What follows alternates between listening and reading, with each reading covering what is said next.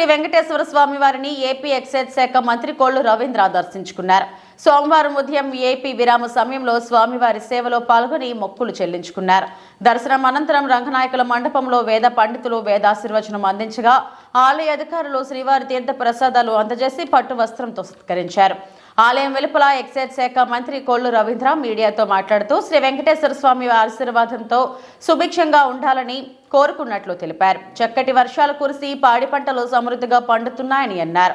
నదులు పూర్తి స్థాయిలో పరవళ్లు తొక్కుతున్నాయని తెలిపారు. ప్రభుత్వ విద్యా సంస్థలో పేరెంట్స్ మీటింగ్ ఏర్పాటు చేయడం శుభ పరిణామమన్నారు. కలియుగ దైవం శ్రీ వెంకటేశ్వర స్వామి వారి దివ్య దర్శనం ఈరోజు చేసుకోవడం జరిగింది.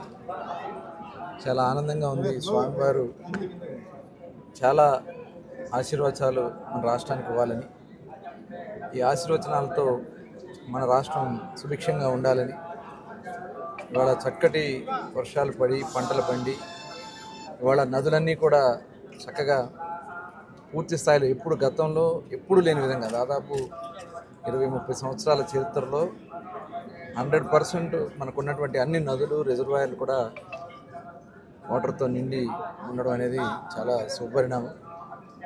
ఇవాళ నూతన ప్రభుత్వం గౌరవ ముఖ్యమంత్రి వర్యులు నారా చంద్రబాబు నాయుడు గారి నాయకత్వంలో, అలాగే ఉప ముఖ్యమంత్రి వర్యులు పవన్ కళ్యాణ్ గారి నాయకత్వంలో ఈరోజు యువ నాయకుడు నారా లోకేష్ గారు మరి మొన్న ఆంధ్ర రాష్ట్రంలో ఉన్నటువంటి విద్యా వ్యవస్థలని అన్నింటినీ కూడా సక్రమమైన మార్గంలో పెట్టే దాంట్లో భాగంగా పేరెంట్స్ మీటింగ్ పెట్టించడం అనేది చాలా శుభపరిణామం.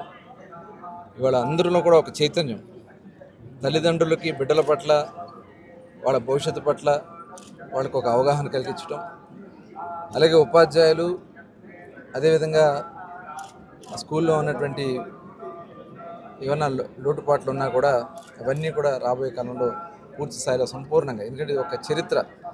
దాదాపు 30,000 పైన స్కూల్స్లో ఒకే రోజు ఒకే సమయంలో పేరెంట్స్ మీటింగ్స్ పెట్టడం అనేది చరిత్ర. తప్పకుండా మరి మంచి భవిష్యత్తు ఆంధ్ర రాష్ట్రానికి రాబోతూ ఉంది. అనేక పరిశ్రమలు రాబోతూ ఉన్నాయి.